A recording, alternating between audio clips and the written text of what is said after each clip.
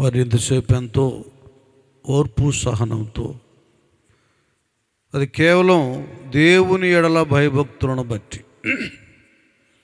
ఆయన సన్నిధానంలో వేచి ఉన్న భక్తులెల్లరకు ప్రభునామంలో వందనాలు. మనమందరం ఒకసారి మన చేతులు ఆకాశం వైపు అంటే, ఆకాశం నా సింహాసనం అన్నాడు. అందరు చేతుల పైకి ఎత్తాడు. సింహాసనం ఆకాశం అక్కడుంది. చేతులెత్తి ఇప్పుడు స్తోత్రం చెప్తాం. హల్లెలూయా. వినపాట్లు అక్కడ ఉంది. హల్లెలూయా. ఇక్కడ నాకు వినపడితేనే ఈ శబ్దం నేను ఆరంభించేది. హల్లెలూయా. అదే దేవునికి స్తోత్రం. మోడుబారిన జీవితాలను చిగురింపచేయగలవు నీవు.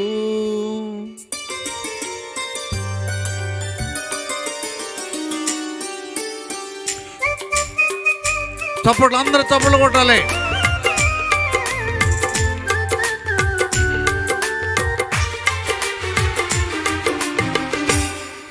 మహోన్నతుడా నీ కృపలో నేను నివసించుతా, నా జీవిత ధన్యతయున్నది. మహోన్నతుడా నీ కృపలో నేను నివసించుతా, మహోన్నతుడా నీ కృపలో నేను నివసించుతా, నా జీవిత ధన్యతయున్నది, నా జీవిత ధన్యతయున్నది. గట్టిగా తప్పట్లో గ్లోరీ, స్తోత్రం, స్తోత్రం. అందరు కలిసి పాడండి. అందరికి వచ్చిన పాట కాబట్టి పాడుతున్నారు.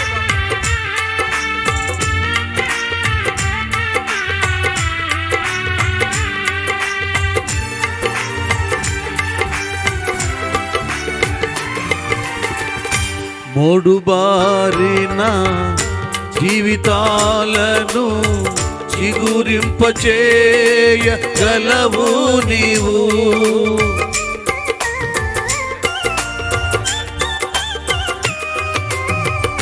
మోడుబారిన జీవితాలను చిగురింపచేయగలవు నీవు.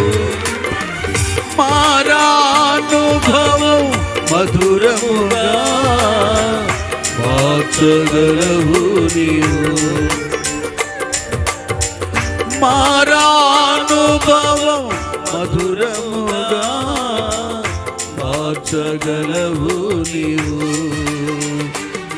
మహోన్నతుడా నీ కృపలో నేను నివసించుతా, నా జీవిత ధన్యతయున్నది. మహోన్నతుడా నీ కృపలో నేను నివసించుతా, మహోన్నతుడా నీ కృపలో నేను నివసించుతా, నా జీవిత ధన్యతయున్నది, నా జీవిత ధన్యతయున్నది.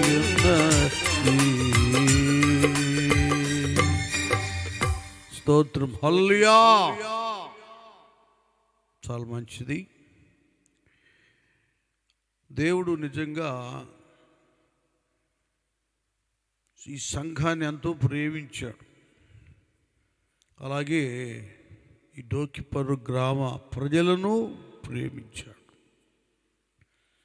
అందరూ వచ్చి మీరు పెద్ద సభలు పెట్టండి, అది ఇస్తాను ఇది ఇస్తాను ఎవరైనా అన్నారా? మీరు అన్నీ జ్ఞాపకం చేసుకుంటున్నారు. మీరు తినటం, త్రాగడం, వస్తువులు, వాహనాలు, గృహాలు. ఏమండి, ఈ లోకంలో మీ శరీరానికి ఆరోగ్యం, ఇంకా ఆయుష్కాలం పెరగాలి, వీటన్నిటిని గురించే ఆలోచిస్తున్నారు. ఏమి తిందుమా, ఏమి త్రాగుదమా, ఏమి ధరించుదమా, ఎంత మంచి ఇల్లు కట్టుకొని నివసిద్దామా, ఇంత మాత్రమే ఉంది. ఈ భౌతిక పరంగానే ఆలోచిస్తున్నారు. అరే బాబు, నీ కేవలం కనబడే ఈ వ్యక్తినే కాదు, ఈ రూపమే కాదు, నాకు ఈ శరీరం ప్రాణం మాత్రమే కాకుండా ఆత్మ ఒకటి ఉంది, అది దేవుడు పెట్టినటువంటి దీపం.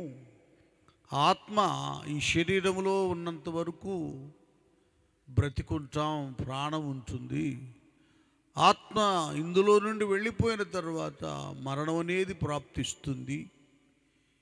ఇప్పుడు దాకా ఏ మంచి మంచి మటన్, చికెన్ అవి ఇవి పెట్టుకొని పోషించి ఇలా చేసుకున్నానో ఈ శరీరం మంటలో కలిసిపోతుంది అనేటటువంటి ఆలోచన కానీ చింతన కానీ ఇవేవి మనుషుల్లో ఉండడం లేదు.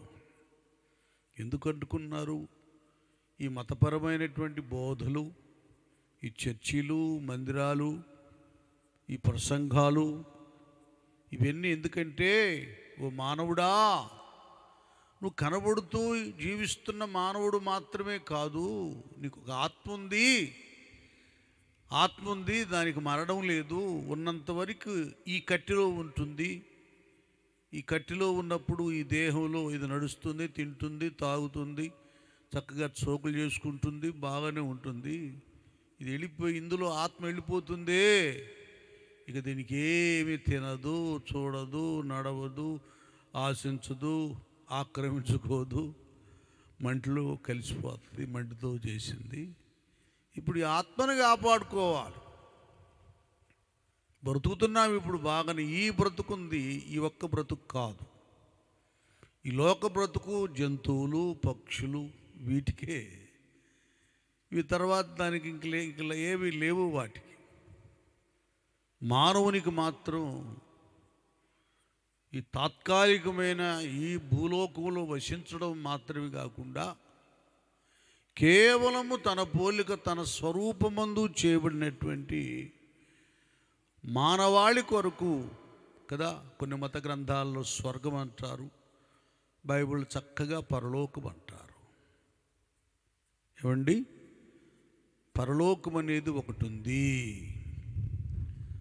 దాన్ని పరిశుద్ధ గ్రంథంలో అబ్రహాం అనేటటువంటి ఒక మహాభక్తుడు చూచాడు. దేవుడు దేనికి శిల్పియు నిర్మాణకుడునై ఉన్నాడో పునాదులు గల ఆ మహాపట్టణాన్ని ఆయన చూసి, చాలా ధనవంతుడండి, వేల కొలది గొర్రె మేక మందలున్నాయి, అలాగే 100 మంది పనివాళ్ళు ఉన్నారు, వెండి బంగారం నగలు నట్ర చాలా ఉన్నాయి ఆయనకి. ఈయనున్న ఎప్పుడైతే ఆయన ఆత్మనేత్రాలు తెరవబడి ఆయన పరలోకాన్ని చూచాడో, అరే బాబు, ఎప్పటికైనా ఈ లోకాన్ని వదిలిపెట్టి శాశ్వతమైన దేవుడు నిర్మాణం చేసిన ఆ పరలోకానికి వెళ్ళాలి కనుక ఇది శాశ్వతం కాదని, అంత ధనవంతుడైనా మీరు తర్వాత చదువుకోండి, హెబ్రీ గ్రంథం 11వ అధ్యాయము, గుడారాల్లో తన నివాసాన్ని ఏర్పాటు చేసుకున్నాడు. ఆయన కుమారుడు ఇస్సాకు, ఆయన కుమారుడు యాకోబు. వాళ్ళు దైవ సంబంధమైన స్థితిని ఎరిగారు. ఇక్కడ ఇందాక మూలవాక్యంలో యెషయా గ్రంథం 55:3 వ్రాయబడ్డట్టుగా చెవియకు దేవుని యొద్దకు వెళ్ళారు. ఈ అబ్రహాం అనేటటువంటి ఆయన్ని ఆదికాండం 12వ అధ్యాయం చదవద్దులేండి. అబ్రామా అబ్రామా అని దేవుడు పిలిచాడు. ఇందాక దైవ సేవకులు చెప్పారు, మీ స్వజనులను, సొంత దేశాన్ని, ఆ ఇంటి వారిని అందరిని వదిలిపెట్టి ప్రయాణమై నేను చూపించే దేశానికి వెళ్ళమన్నాడు. అది మానవుడు కేవలం ఈ శరీరమే, ఈ బ్రతుకే, ఈ ఇల్లే అనుకుంటున్నాడండి. ఇది మనకు తాత్కాలికం. మీరు అర్థం చేసుకోండి ఒకసారి. మన ఇల్లు కట్టుకొని మనం బ్రతుకుతే సరిపోదుగా. ఆలయాలు ఎందుకు, మసీదులు ఎందుకు, చర్చీలు ఎందుకు కట్టుకునేది? ఎందుకు ఇవన్నీ కట్టుకునేది? ఏంటి ఇక్కడ? మన ఇళ్లలోనేమో చక్కగా వంటగదిలో మంచి వంటను తయారు చేసుకొని కుటుంబంతో కలిసి హాయిగా తింటాం. ఇది శరీర సంబంధమైన భోజనం, ఆహారం. అదే దేవుని ఇల్లైన మందిరములో, ఆలయాల్లో అక్కడికి ఆహారం ఉంది. దాని బైబిల్ ఏముంటుందంటే జీవాహారము, వాక్యం అంటారు దాన్ని.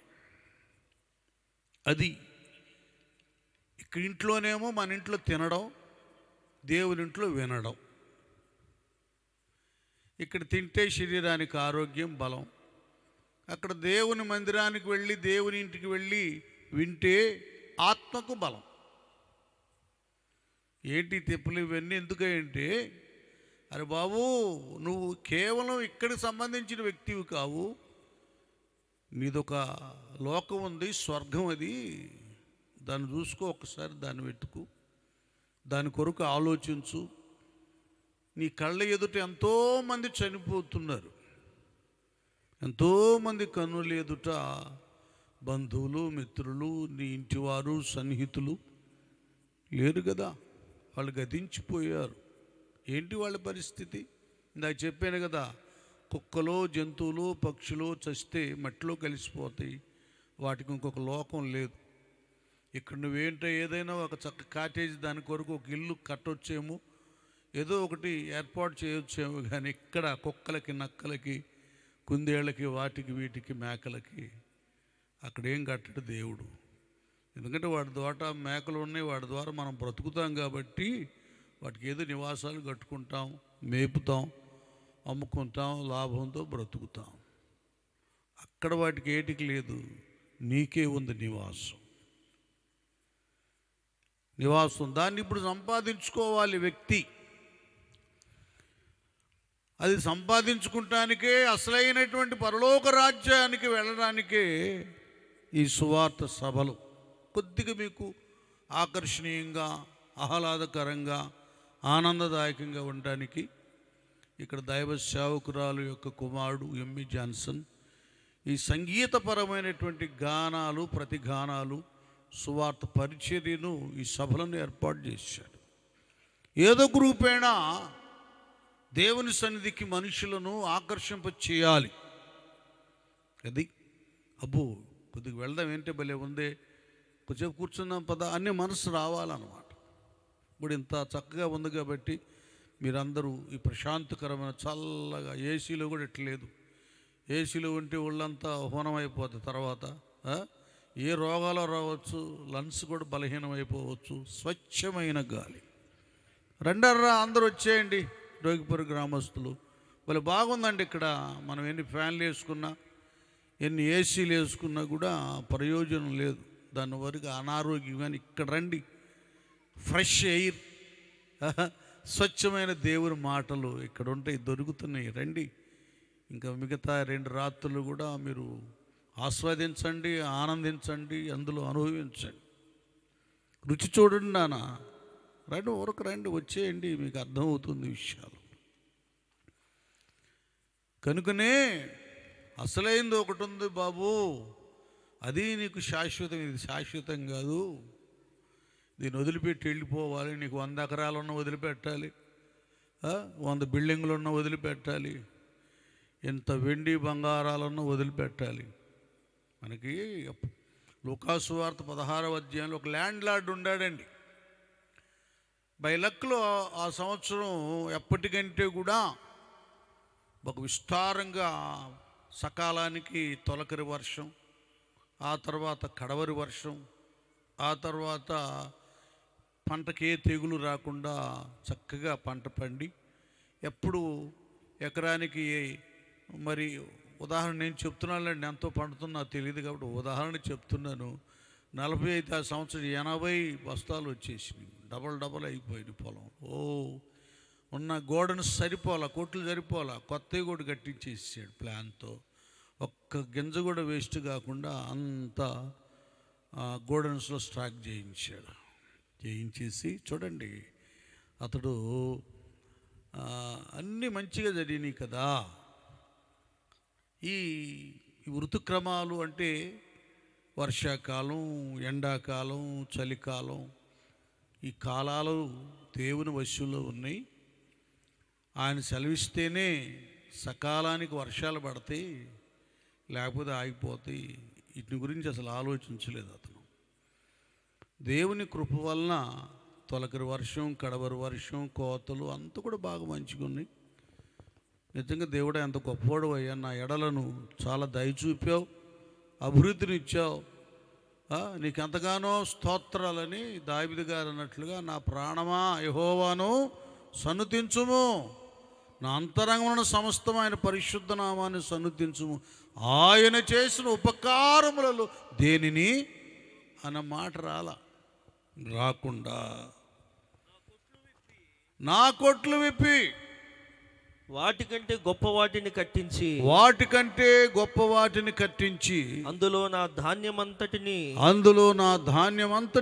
నా ఆస్తిని సమకూర్చుకొని నా ప్రాణముతో ప్రాణమా అనేక సంవత్సరములకు విస్తారమైన ఆస్తి నీకు సమకూర్చబడి ఉన్నది. చూడండి, ప్రాణం కొరకంట అనేక సంవత్సరాలకు విస్తారమైన ఆస్తి నీ కొరకు సమకూర్చబడి ఉన్నది. అంటే ప్రాణం దక్కటానికి, ప్రాణం నిలవడానికి, తాను శాశ్వతంగా బ్రతకడానికంట ఈ ధనము, ఈ ధాన్యం ఉందంట.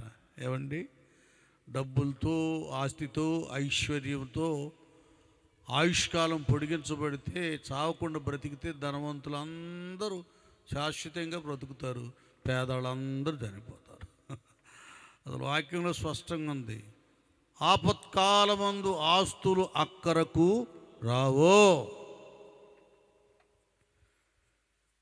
ఇంకో చోట అంటాడు, విస్తారమైన ధనము ఉండుట కంటే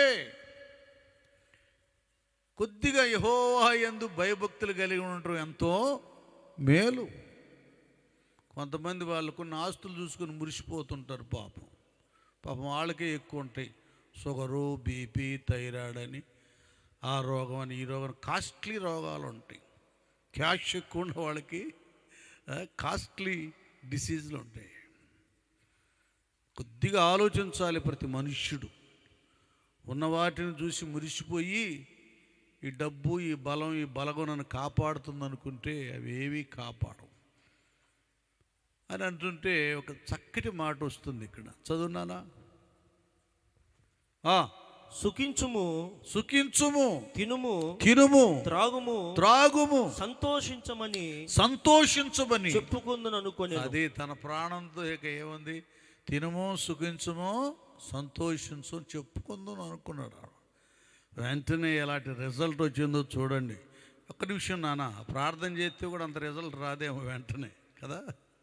24 గంటలు ప్రార్థన చేసిన నా కుమారుడా, నా కుమార్తె, నీ ప్రార్థన నేను ఆలకించాను, నేను అంగీకరించాను, ఇదిగో నీకు ఇస్తున్నాను, అంత రిజల్ట్ రాదేమో. వస్తుందిలేండి, లేనిపోయిన ప్రార్థన ఆపకండి. ఇక్కడ ఇతను అతిశయానికి, ఆస్తి ఐశ్వర్యం చూసి మురిసిపోతూ అదే తన ప్రాణాన్ని కాపాడుతుంది అనుకుంటే, వినిన వెంటనే, మనసులో అనుకుని వెంటనే ఇక్కడ స్వరం వినబడుతుంది. చదువయ్యా. అయితే దేవుడు వెర్రివాడా, ఈ రాత్రి నీ ప్రాణం అడుగుచున్నారు. అది వెంటనే స్వరం వినబడింది, దైవ స్వరం. చూడండి, ఈ రాత్రి నీ ప్రాణము అడుగుచున్నారు. నీవు సిద్ధపరిచినవి ఎవని వగునని అతనితో చెప్పాను. అది దేవుడు చెప్పేశాడు. బాబు, యమదూతలు వస్తారా నాయన, ఈ రాత్రి కాలమందు ఏమడుగుతారు? నీ ప్రాణము అడుగుచున్నారు. అది నేను ఈయనన్నా అప్లోడ్ వచ్చి డబ్బులు ఇవ్వమంటే నేను అప్పు ఇప్పుడే ఇవ్వలేనన్నా వెళ్ళిపోతాడేమో, కానీ ఇక్కడ ఈ దూతలు వచ్చిన తర్వాత నేను రానంటే ఇది ఆగేది కాదు.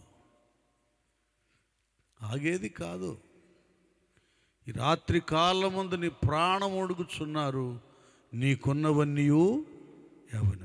చూసారా,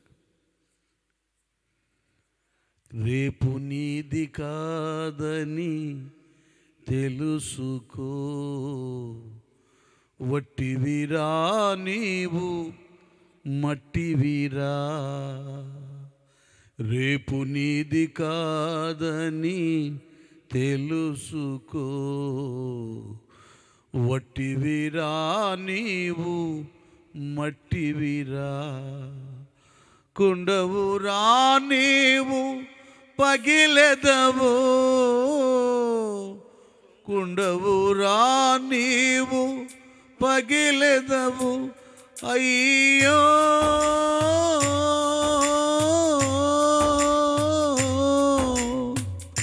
మానవా,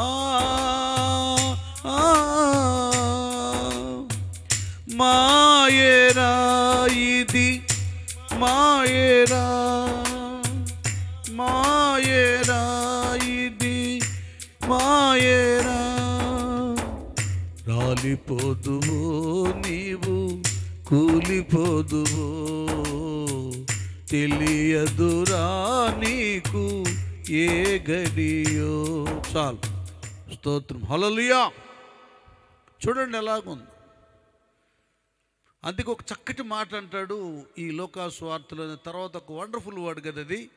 ఏమంటాడు? ఈ రాత్రి కాలం నీ ప్రాణం అడుగుచు నీకున్నవని ఎవరి మగును. నెక్స్ట్ తర్వాత ఏంటంటే దేవుని ఎడల, దేవుని ఎడల ధనవంతుడు కాక. అర్థమవుతుందా? కొంతమంది బాప్తిజం తీసుకుంటావా, చాలా కష్టాలు వస్తాయండి, ప్రార్థనకి వెళ్తున్నావు, అబ్బో చాలా దరిద్రం అనుభవించాలి. దేవుడు కూడా దీనులకు అండగా ఉండి ఒక వాగ్దానం చేశాడు భక్తులకి. నేను మిమ్మలను తలగా చేస్తాను కానీ తోకగా చేయను. మిమ్మల్ని ఇలాగూ చెయ్యి పైకెత్తి ఇచ్చేవాళ్ళుగా చేస్తాను కానీ ఇలాగ అడుక్కునేవాడినిగా చేయనన్నారు. సరైన భక్తిలో బ్రతికితే మనమే ఇస్తాం, మనమే ఇస్తాం. ఈవేళ ఒక ఆయన వచ్చాడు, చాలా ఇబ్బందులు ఉండి అలమటించిపోతున్నాను, అప్పులు ఒప్పాలి అని అంటున్నాడు. ఇద్దరు భార్యాభర్తలు ఇద్దరు బాప్తిస్మాలు పొందారు.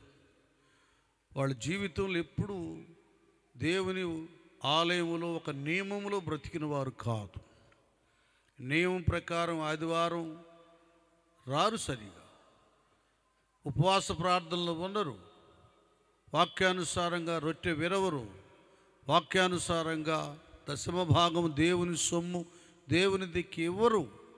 ఏమండి, విత్తితేనే పంటను కోస్తాం. ఒక ఆ మామిడి విత్తనం విత్తామనుకోండి, విత్తినప్పుడు అది మొక్కై చెట్టై ఫలాలు ఇస్తుంది. సీజన్కి ఫ్రూట్స్ వస్తూ ఉంటాయి. భక్తి జీవితంలో కూడా ప్రభువారే అన్నారు, ఇవుడి అప్పుడు మీకు ఇవ్వబడును. ఒక నియమం ఉంది దైవత్వంలో. చాలామంది ఆ నియమాన్ని పాటించరు, ప్రార్థనకు వస్తారు పోతారు, ఇంకా అంతవట్టిగా. కానీ ఒక పద్ధతి ఉంది, వాక్యానుసారమైన జీవితం, ఉపవాసం, ప్రార్థనలు, దేవుని పని అభివృద్ధి కొరకు దేవుని భాగం దేవునికి ఇవ్వడం. ఈవేళ లక్షల రూపాయల ఖర్చుది ఈ సభలు 3 దినాలు. ఇంత వైభవంగా, ఇంత విస్తారంగా, ఇదంతా చూడండి ఎలాగుందో.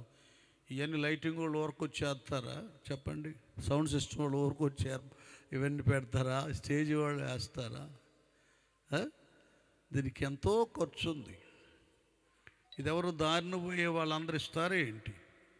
ఎవరు సంఘంలో ఎదుగుతూ ఉన్నారో వాళ్ళ యొక్క సహాయ సహకారాల వలన కొన్ని వందల మందికి సువార్త వినబడుతుంది, పాపులు రక్షించబడతారు, రోగులు స్వస్థపరచబడతారు, సంఘానికి అభివృద్ధి కలుగుతుంది, దేవునికి మహిమ కలుగుతుంది. గట్టిగా చప్పట్లు కొడదాం, గట్టిగా గట్టిగా. నాన్న ఇంత పని ఉందన్నమాట. వాళ్ళు వచ్చి అడుగుతున్నాడు, డబ్బులు అప్పులు అడుగుతున్నాడు. చూడండి, ఎందుకు అడుక్కుంటాం మనం? దైవ నియమాన్ని పాటిస్తే అంటాడు, మీరు నా ఆజ్ఞకు లోబడిన ఎడల భూమి మీద ఉన్న సమస్త జనముల కంటే నేను మిమ్మల్ని హెచ్చిస్తాను. మీ భూఫలము, మీ గర్భఫలము, మీ పశువులు, మీ దుక్కిటెద్దులు అన్నిటిని నేను బ్లెస్ చేస్తానని దేవుని వాగ్దానం ఉంది. ఇలాగ కొందరు దరిద్రులైపోతారు.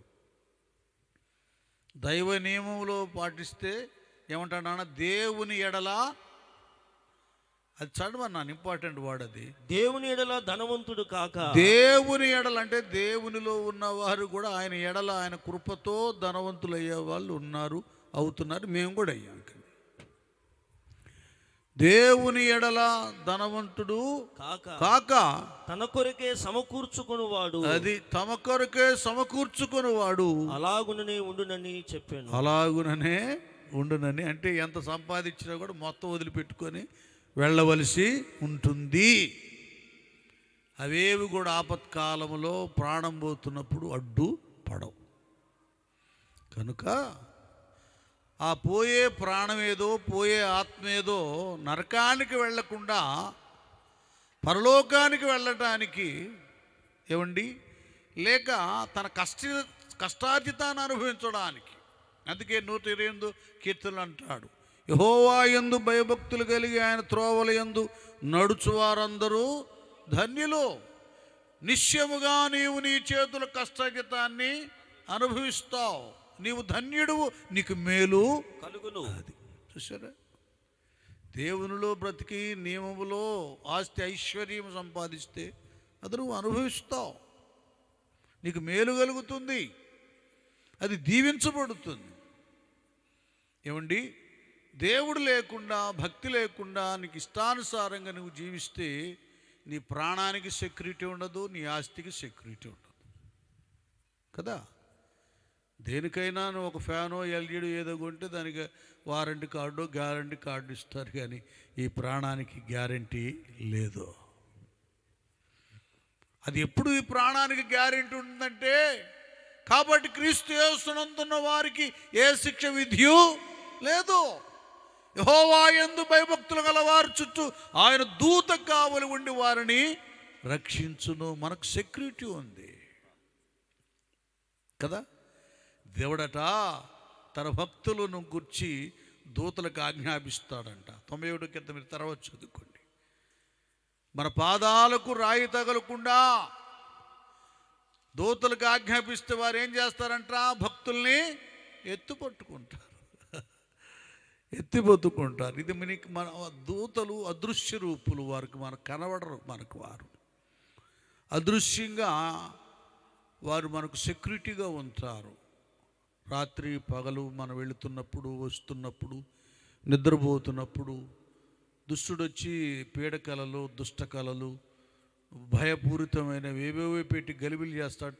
వాడు ప్లాన్ వేస్తాడు, ఎక్కడికి వస్తున్నారు గెట్అవుట్ అని దూతలు బయటికి పారద్రోలుతారు. చాలా ఉంది భక్తిలో భద్రత. రండి ఉంది. ఈ ఒక్క మాట కొద్దిగా వివరణ చెప్పి నేను ముగించేస్తాను, ఎందుకంటే రేపు కూడా 2 రోజులు ఉన్నాయి కదా. ఇక్కడ ఎందుకు ఈ భక్తుడు యెషయా అనే ఒక గొప్ప ప్రవక్త ద్వారా దేవుడు మాట్లాడుతున్నాడు. చెవియగ్గు నా యొద్దకు అంటే దేవుని దగ్గరికి రమ్మని, చెవియగ్గు నా యొద్దకి ముందు రండి. వీళ్ళు ఎవరయ్యా అంటే, ఎవరితో ఈ ప్రవక్త మాట్లాడుతున్నాడంటే అసలు ఏ దేవుడు అంటే తెలియనటువంటి వాళ్ళు కాదు, దైవ కార్యాలు ఎరగని వారు కాదు, ఏవండి దేవుని ద్వారా మేలు పొందుకున్నటువంటి వారు కాదండి. ఈ ప్రజలు ఇశ్రాయేలు ప్రజలు అనబడేటటువంటి వారు దేవుడు వారి పక్షంగా ఉండి ఎన్నో అద్భుత ఆశ్చర్య కార్యాలు చేశాడు.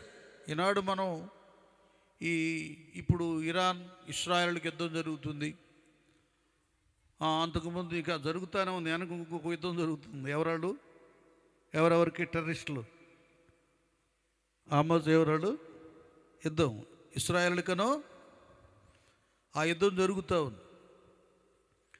ఆ యుద్ధం అప్పుడు కొంతమంది ఈ జర్నలిస్టులు అందరూ కూడా ఇశ్రాయేల్ చరిత్రను గురించి చెప్తూ ఉన్నారు. హమాస్ ఇశ్రాయేలు హమాస్, అది ఎస్, థ్యాంక్ యూ కదా. అది ఇంకా జరుగుతానే కొంత రగులుకుంటానే ఉంది కొద్దిగా. ఇక అది ముగింపులోకి వస్తే ఇప్పుడు ఇరాన్ వాళ్ళకి యుద్ధం.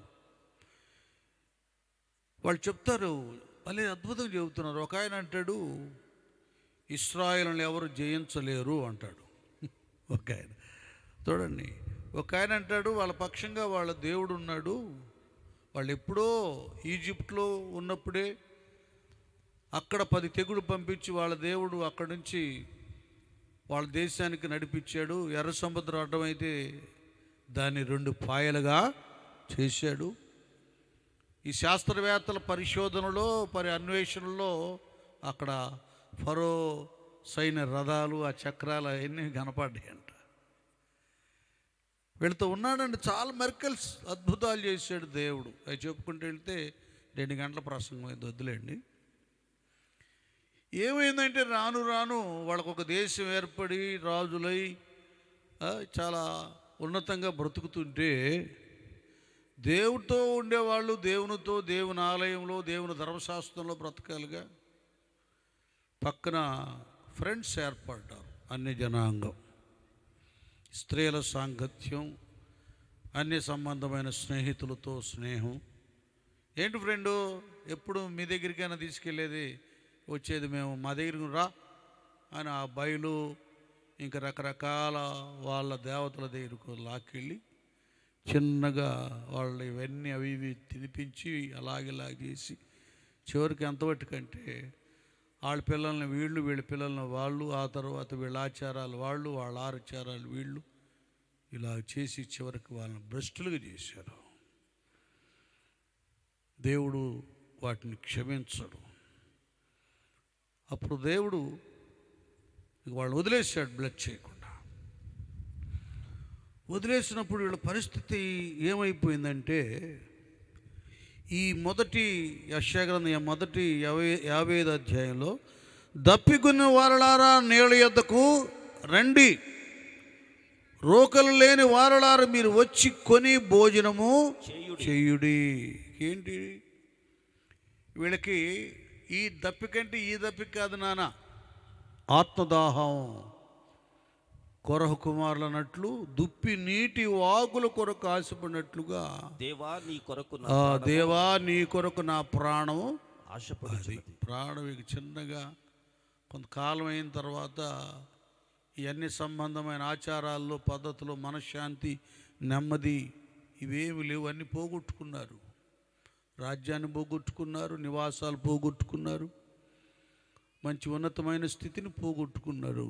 ఇప్పుడు వాళ్ళకి మా బుద్ధిహీనత వలన దేవుడు వాక్యాన్ని వినకుండా త్రోసివేసిన దాన్ని బట్టి ఈ శాపం మాకు తగిలిందని వాళ్ళు ఆత్మీయ దాహం ఇప్పుడే వస్తూ ఉన్నప్పుడు దేవుడు ప్రవక్త ద్వారా మాట్లాడుతున్నారు.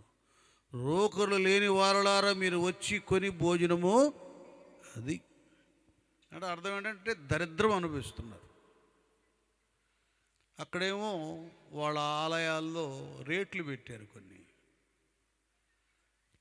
రేట్లు పెట్టారు, అక్కడికి వెళ్ళటానికి అర్హతలు పెట్టారు.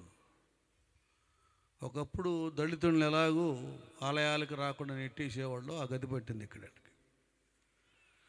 నేనైనా నువ్వైనా దేవుడు ఒక ఉన్నతమైన స్థానాన్ని ఇస్తాడు దేవుడిలోకి వచ్చిన తర్వాత కదా, స్థితిగతిని హెచ్చిస్తాడు, వరాలు ఇస్తాడు, ఫలాలు ఇస్తాడు, అన్నీ కాపాడుకోవాలి భక్తులు.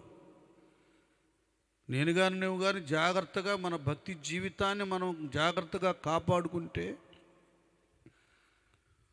ఆధ్యాత్మికతలో కానీ ఆర్థికపరమైన విషయంలో కానీ ఉన్నతమైన స్థానాన్ని దేవుడు ఇస్తాడు.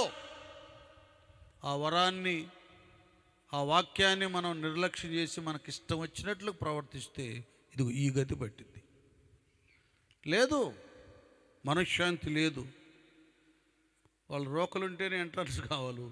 ఇక్కడ చెబుతున్నాడు, రోకలు లేని వారలారా మీరు వచ్చి కొన్ని భోజనము చేయుడి. అది కొన్ని అంటే మళ్ళీ ఏందండి, రోకలు వద్దు కొని అన్నాడంటే కొండమంటే డబ్బులతో కాదు, హృదయం ఇచ్చి కొనడం. అది మన యేసయ్య దగ్గరికి వచ్చేవాళ్ళు వాళ్ళ హృదయం ఇస్తే చాలండి. మీ దీనికి ఇదే స్పెషల్ కానుకలు ఏవీ లేవు, ఏం వద్దు. ముందు నీ హృదయం ఇవ్వకుండా 1000 లక్షలు కోట్లు ఇచ్చినా దానికి ఏ రిజల్ట్ రాదు. ప్రభువారికి కావాల్సింది, నా కుమారుడా నీ హృదయం నాకు ఇమ్ము. అదేంటంటే వాళ్ళు పుట్ట క్రైస్తవులుగా ఏంది అట్టుండారంటే దరిద్రంగా ఎందుకు ఉన్నారో దరిద్రంగా అంటే వాళ్ళు హృదయం దేవునికి ఇచ్చిన వారు కాదు. ఏదో ఆచారంగా బైబిల్ పేర్లు పెట్టుకుంటారు, మరియమ్మ, మార్తమ్మ, యాకోబు, యోహోను. అస్సలు వాళ్ళ క్యారెక్టరే వీళ్ళకు ఉండదు. దానికి పూర్తి వ్యతిరేకంగా బ్రతుకుతారు. ఒక భయము, ఒక భక్తి, ఒక ప్రార్థన ఏముండదు. చూడండి, ఈ నామకార్థ క్రైస్తవులలో మీరు వెళ్ళి చూస్తే వాళ్ళ ఇళ్ళల్లో ఎల్ఈడీలు, టీవీల్లో సినిమాలు, డ్యాన్సులు ఎగిరేయే కానీ వాక్యం, ప్రార్థనలు ఉండవు. డబ్బులు వచ్చినాయిగా, ఏం చేయాలో అర్థం కావడంలా. ఏం చేయాలి, బాగుంది డబ్బు, బాగా ఆరోగ్యం ఉందని విచ్చలవిడిగా ప్రవర్తిస్తున్నారు. అప్పుడు వాళ్ళు అట్లా ప్రవర్తించి ఏమీ లేకుండా పోగొట్టుకున్నారు. చాలా జాగ్రత్తగా ఉండాలి దేవుని దగ్గర. రండి, రోకలు లేకపోయినా ఏమీ నీయకయే ద్రాక్షరసమును పాలను కొనుడి. ఆహారము కాని దాని కొరకు. అది అసలు జరుగుతుంది ఏంటంటే ఇక్కడ ఆహారము కాని దాని కొరకు మీరేలా రోకలిచ్చెదరు, మీరేలా రోకలిచ్చెదరు. సంతుష్టి కలుగు చేయని దాని కొరకు, సంతుష్టి కలుగు చేయని దాని కొరకు మీ కష్టార్జితమును ఎందుకు వ్యయపరిచెదరు. అది ఇక్కడ చూడండి, ఎందుకు ఇవన్నీ చెబుతున్నాడు ప్రవక్త. రండి, నా యొద్దకు రండి, విని ఎడల మీరు బ్రతుకుతారంటే వీళ్ళు ఏం చేస్తున్నారు, ఈ యొక్క అల్లరి చిల్లరి పనులు చేస్తున్నారు. ఇక్కడేమో అది ఆహారం కాదండి, దాని కొరకు డబ్బులు ఇచ్చి కొనుక్కుంటున్నారు. ఏం కాదు, అది ఆహారము కాదు. ఆ మాట అనగానే మన అందరు తక్కువ అర్థమైంది. ఏమండి, స్మోకింగ్ ఆహారమా, సిగరెట్లు, చుట్టా బీడి సిగరెట్లు, మద్యపానం, అది బ్రాందీ, విస్కీ, ఈ సారాయి, గిట్కాలు ఇవన్నీ ఆహారమా కాదు. ఆహారం కాని దాని కొరకు డబ్బులు ఇచ్చేసుకుంటున్నారు. అదేం చేస్తుంది, సంతుష్టి కలుగు చేయని దాని కొరకు కష్టాజితాన్ని ఎందుకు వ్యయపరిచేదారు. కష్టాజితం వ్యయపరిచేస్తున్నారు. ఒకప్పుడు అన్ని ఎరిగినోళ్ళు ఇప్పుడన్నిటిని త్రోసివేసి దుర్వ్యసనాలకు, వాటికి వీటికి బానిస అయిపోయి కష్టపడి సంపాదించిన 4 రూపాయలు వీటికి పెట్టేసి తృప్తి లేకుండా, సంతృష్టి లేకుండా, ఆరోగ్యం లేకుండా అటు శరీరం క్షీణించిపోయింది, ఇటు ఆత్మ బలహీనమై పోయింది, చచ్చిన స్థితిలో ఉందన్నమాట. అది అందుకు నా మాట జాగ్రత్తగా ఆలకించి మంచి పదార్థము భుజించుడి. అది చూసారా, రండి, నా మాటలు, నా వాక్యాన్ని మీరు జాగ్రత్తగా ఆలకిస్తే మంచి పదార్థము భుజించుడి. మంచి పదార్థాన్ని భుజిస్తారు. ఇంకంతే. చాలామందికి తెలియదండి, దేవుని మందిరాలకు వెళ్ళి దేవుని వాక్యం వింటే చిన్న పిల్లలు మొదలుకొని బాలుడు నడవవలసిన తోవను వానికి నేర్పు. పెద్దవాడైనా కూడా వాడు వాటి నుండి తొలగి పోడు. రెండోది, యవన కాలమందు నా కాడి మోయిట నరునికి మేలు. యవన ప్రాయములో వచ్చిన బిడ్డలు, యవనులు దేని చేత తమ నడత శుద్ధిపరుచుకొందురు. నీ వాక్యము చేతను నీ వాక్యమును దానిని జాగ్రత్తగా చూచుకొనుట చేతయే కదా. అది చూడండి, మీ చిన్న పిల్లలు, మీ యవన బిడ్డలు, మీరు దేవుని మందిరానికి వాళ్ళని పంపిస్తే వాళ్ళు విని బాల్య దినములోనే సండే క్లాసులో సృష్టికర్తను స్మరిస్తాడు, నడవలసిన త్రోవను నడుస్తాడు. యవన బిడ్డ వాక్యాన్ని బాగా చూసుకుంటాడమ్మో, తప్పు చేయకూడదు, స్మోక్ చేయకూడదు, బ్యాడ్ ఫ్రెండ్స్తో ఉండకూడదు, మంచిగా ఉండాలని తన లైఫ్ను జాగ్రత్తగా పవిత్రంగా కాపాడుకుంటాడు. పవిత్రంగా ఉన్న దాన్ని బట్టి చదువు మంచిగా చదువుతాడు, దేవునిలో ప్రార్థన బాగా చేస్తాడు. ఇటు శరీరానికి ఆరోగ్యం, ఆత్మకు బలము, ఉన్నతమైన ఆశీర్వాదము.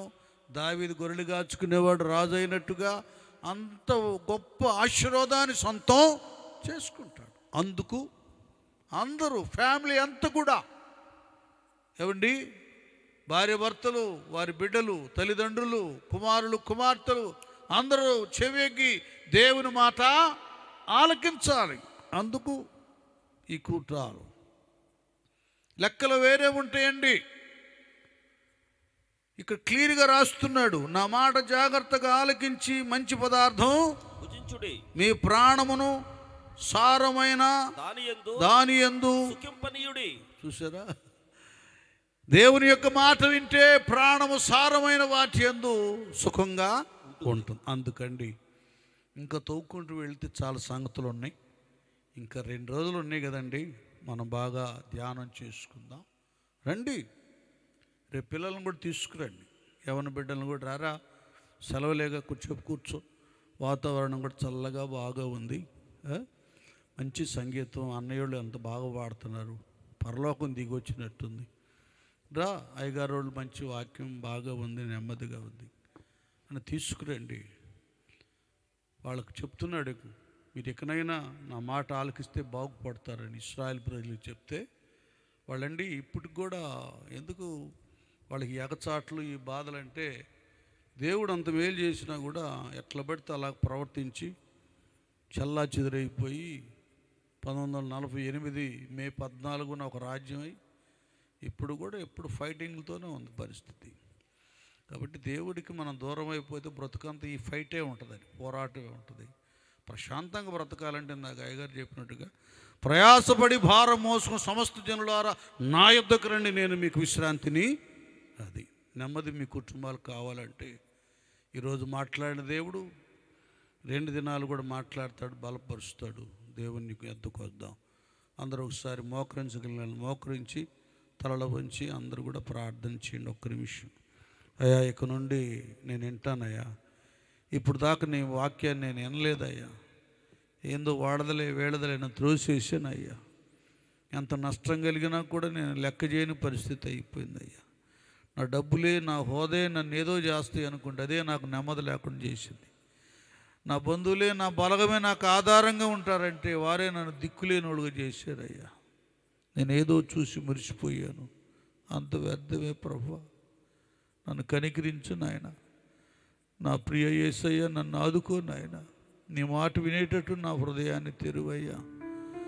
లుదియా హృదయం తెరిచినట్లుగా నా హృదయం తెరువు ప్రభు. నన్ను ఒక్క నిమిషం నేను ముగిస్తున్నాను, ఇంకా మిమ్మల్ని ఎక్కువ విసిగించను.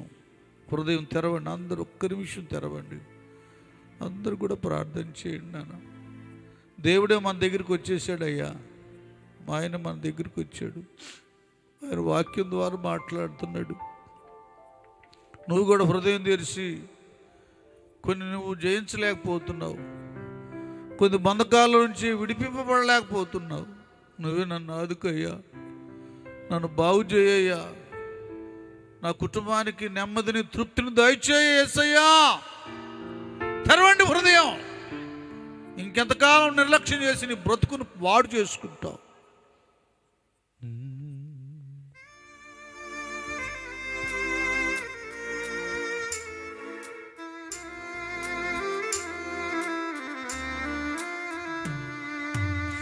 నా ప్రియ యేసు రాజా, ఆదుకోదన్నిప్పుడు. నా ప్రియ యేసు రాజా, ఆదుకోదన్నిప్పుడు. శోధనలో వేదనలో నేను విడి పోనీయకు. శోధనలో వేదనలో నేను విడి పోనీయకు. నా ప్రియ యేసు రాజా, ఆదుకోనన్నిప్పుడు. అందరూ ఒక్క నిమిషం ప్రార్థన పూర్వకంగా ఒక తీర్మానానికి వచ్చేయండి.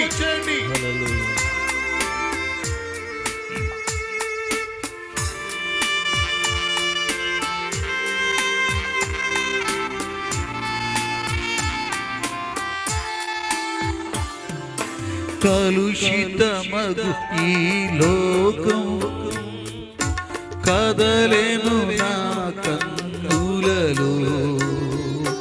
కలుషితమగు ఈ లోకం కదలేను నా కన్నులలో.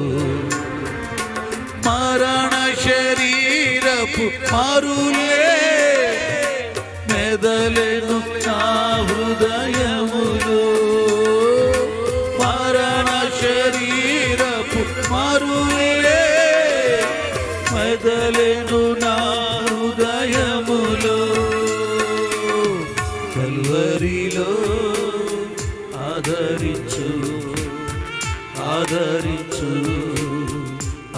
ఆదరించు నా ప్రియ యేసు రాజా, ఆదుకునల్లిప్పుడు నీ కృపలను నే మరచి కృతజ్ఞత వీడితి ప్రభువా, నీ కృపలను నే మరచి కృతజ్ఞత వీడితి ప్రభువా. హృదయము కఠినమై పోయే కరిగించి దీవించు దేవా, హృదయము కఠినమై పోయే కరిగించి దీవించు దేవా. కల్వరిలో ఆదరించు ఆదరించు ఆదరించు నా ప్రియ యేసు రాజా, ఆదుకునల్లిప్పుడు శోధనలో వేదనలో నేను వీడి పోనీయకు, శోధనలో వేదనలో నేను వీడి పోనీయకు, నేను వీడి పోనీయకు. అందరూ అలాగూ ప్రభు పాదాల దగ్గర ప్రార్థన చేద్దాం. రక్షించబడి కూడా వాక్యం వింటూ కూడా ఆ ఇశ్రాయేలు ప్రజల వలె దేవునికి వ్యతిరేకంగా ప్రవర్తిస్తున్నామేమో ఒక్కసారి పరిశీలన చేసుకుందాం. తృప్తి ఉండదు, వాళ్ళకు తృప్తి లేదు, ఆకలి తీరలేదు, సారవంతమైన జీవితం కాకుండా పోయింది. నా యుద్ధకు రండి, చెవియగ్గి నా ఎద్దకు రండి, ఆలకిస్తే బ్రతుకుతారని ఈ కూటాల ద్వారా వేసి మాట్లాడాడు. సిస్టర్, బ్రదర్ రా, ఇంకా దూరంగా ఉండి అక్కడికి వెళ్తే నాకు లాభం, ఇక్కడికి వెళ్తే నా అవసరాలు తీరుతాయి, ఈ వ్యాపారం చేస్తే ఏదో సంపాదిస్తాను, అది చేస్తే సంపాదిస్తానని దేవుడు లేకుండా, దేవుడు ఆలోచన లేకుండా, దేవుని దగ్గర విచారణ చేయకుండా ఏదేదో చేస్తున్నావు నీవు. ఈ ప్రయాస అర్థమైపోతుంది. రా, ఈ రాత్రి దేవుని దగ్గరికి రా. ఆయన మాట వినటానికి నువ్వు ఇష్టపడితే నిన్ను దీవించడానికి ఆయన ఇష్టపడుతున్నాడు. వచ్చేయి, నీ హృదయంలోనే తీర్మానం చేసుకో. పరమ తండ్రి నీకు స్తోత్రాలయ్యా. బిడ్డలెంతో ప్రయాసతో ఎండను కూడా లెక్క చేయకుండా అనేకులు రక్షణ దీవెన కొరకు ఈ గ్రౌండ్ అంతా కూడా బాగు చేసి ఒక చక్కటి రూపాన్ని తెచ్చి ఒక చిన్న స్వర్గంగా మలిచారు నాయన. నీ పలుకులు ప్రజలకు వినిపించి, నీ మార్గంలో నడిపించి, నీ మెండైన దీవెనలతో వారు నింపాలని వారు ఆశగా రా ప్రాణాన్ని తృప్తిపరిచేదేవా మీరే తృప్తిపరచండి. ఈ దినం మాతో ఉండి మాట్లాడారు. జరగబోయే 2 దినాల సభలో కూడా అద్భుతాలు చూడాలి, ఆత్మలు రక్షించబడాలి, రోగులు స్వస్థపరచబడాలి, నీకు మహిమ కలగాలి, సంఘానికి అభివృద్ధి కలగాలి. అలాగే మీరు చేసి దీవించండి. యేసు నామమున వేడుకుంటూ ప్రార్థిస్తున్నాము తండ్రి. ఆమేన్.